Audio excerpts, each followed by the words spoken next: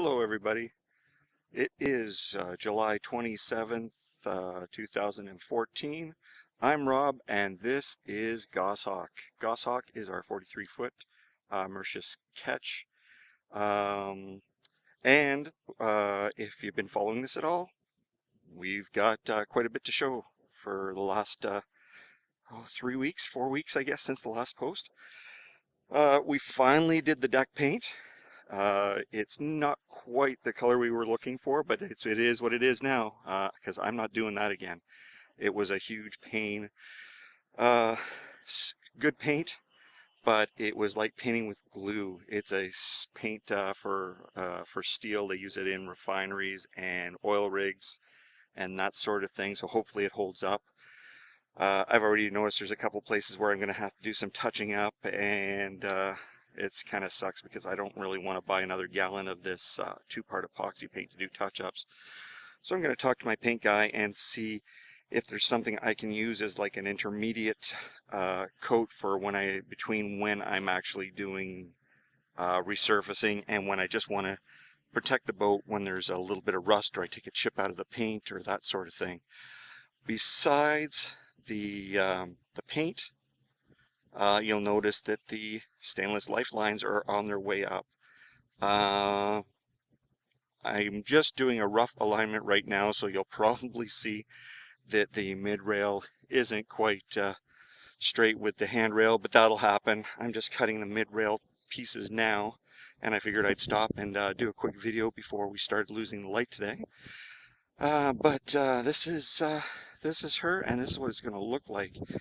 We decided to go with a 29-inch high set of lifelines due to the fact that we want to go cruising, and we have grandchildren and we have a cat, and we just want that extra bit of security. Plus it kind of ties in with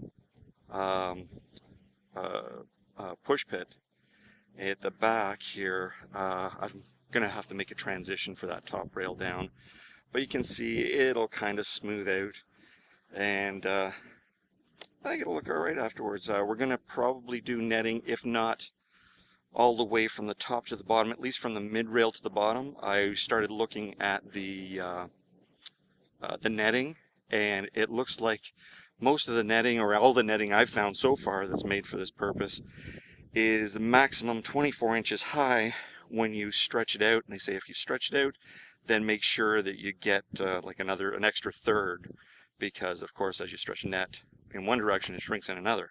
So I think what's going to be the happy median, or at least the semi-happy median, is to take the netting from the tow rail and up to the mid rail, and at least that stops the cat from flying off the deck, us losing any gear on the low side, and actually probably gives us a little bit better view as well when we're in the cockpit and we're trying to see towards the water line and towards the horizon without standing up by looking under the handrail and below them and above the mid rail. So we'll see how that goes, but the handrail is going up pretty quick now. It's not too bad at all. What's some of the things? Okay, I tried to use a tube cutter that I had to cut the stainless steel tube, and all it did was cut spirals into the tube. It wasn't made for stainless. It's made for like copper pipe or whatever kind of pipe, and it just wouldn't do the job. So I've been reduced to cutting with a hacksaw, which sounds really bad, but it's not all that bad. I found some stainless steel blades at Home Hardware down the road, and they cut through pretty good. It takes maybe a minute and a half to do a cut. Trying to keep them square and everything else is a bit of a challenge, but it's possible. And hey, they're hidden inside these nice big stainless fittings anyway, so even if I made a dog's breakfast of it, it would still be hidden. But you know, you cut it down, then there's a burr, and then you've got to kind of take the burr off with the file and make sure everything's flat and square. The T's, the crosses here, they went on like a dream. These T's were a big pain in the butt.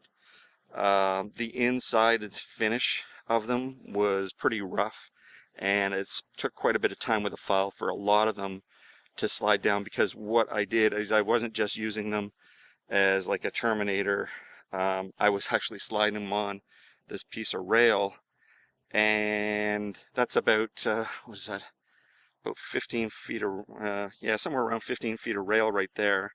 And then I had to slide these fittings up, and the tube isn't absolutely 100% round, and these fittings were ultra tight, so it took quite a bit of work to get some of these on. I did get some scratches in the stainless, which is a bit of a pain, but maybe I can buff those out at a later date if I'm so inclined. What else? Oh yeah, the bases I made, I had some bases made for me to hook onto the tow rail. Just go up on the deck here. Ugh. And here, I'll take a look over here. There we go. I had these bases made at the beginning of the year by a machine shop. It's all stainless, of course, and they did a terrific job. But the one thing that I didn't know was that when you do stainless, the weld mark is, if you've seen stainless being welded, it turns blue, or multicolor or whatever, from the chemical reaction of the stainless and the temperature on whatever welding rod they're using or whatever. I'm not 100% sure, but it changes color. So I went, oh, okay, well, I can just sand these out or grind these out, or maybe use some kind of a mild acid bath or something to get them so they didn't look like an old weld joint. And I found out that what it's called is pickling. I learned something new on that one. It's actually, I ended up doing it myself. If you're going to get any welding done, and the guy's going to do it in a shop, ask him to pickle them. It's a pain in the butt. The pickling solution is super, super acidic. It was really nasty stuff. And when I talked to the guy who welded these up for me, he said, oh yeah, I could have pickled them for you for an extra $2 a piece, which would have well been worth it, because the pickling stuff, especially the one I used anyway, I don't know if there's different compositions or whatever, but it is hydrofluoric acid and nitric acid, and it's nasty, nasty stuff. You read the MSDS sheet on it, and that'll throw a good scare into you. It's really nasty if you come in any contact with it at all.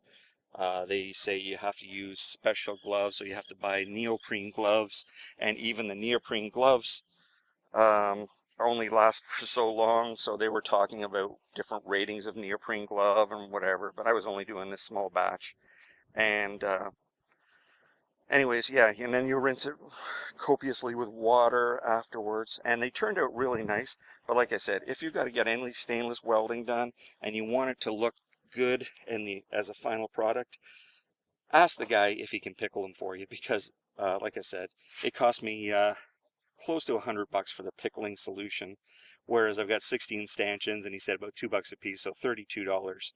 It would have cost me extra to get him done at the time if I would have known to ask, and if he would have said something about it. But alas, you learn things, and sometimes you spend more money than you need to. Anyways, oh, that's the other thing. This is kind of, the video is getting a little bit long, so just want to show you the bases here are, of course, loose in there. I bolted it to the tow rail pretty tight, but it's not reefed right down yet.